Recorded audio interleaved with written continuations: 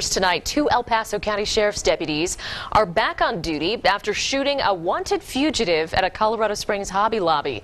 But we've learned Springs police contacted that man an hour earlier. Yeah, police say the Department of Corrections was looking for 48-year-old Brian Lowe after he walked away from a halfway house.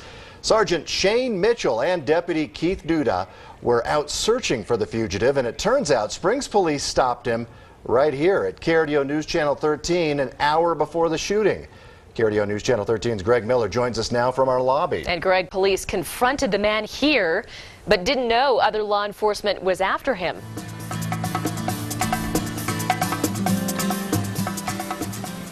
So James and Heather, Lowe came into the station, into our lobby here, and he refused to leave. Springs police showed up, and they were eventually able to get him to leave the building, although at one point they even had him at taser point. Now, they never confirmed that he was a wanted man and never confirmed he was the one involved in the Hobby Lobby shooting until today. I've got one at taser point. He's refusing to leave.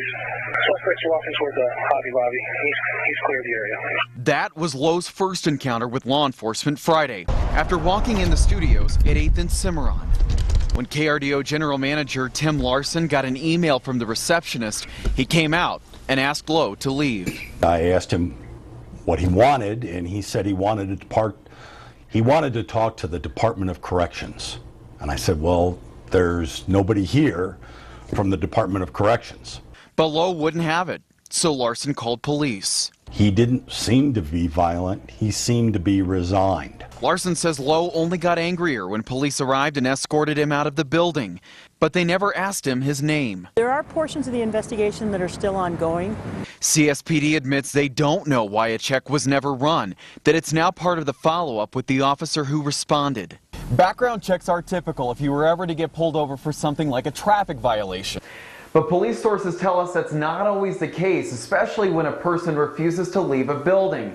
That's because there's no reasonable suspicion that person would be wanted for something else. If there was no probable cause to make an arrest, they moved him along. Sheriff Bill Elder's deputies are back at work now after Friday's shooting, but the DA's office is still reviewing the case. It'll take them a while to make that determination, and we'll give them whatever time they need.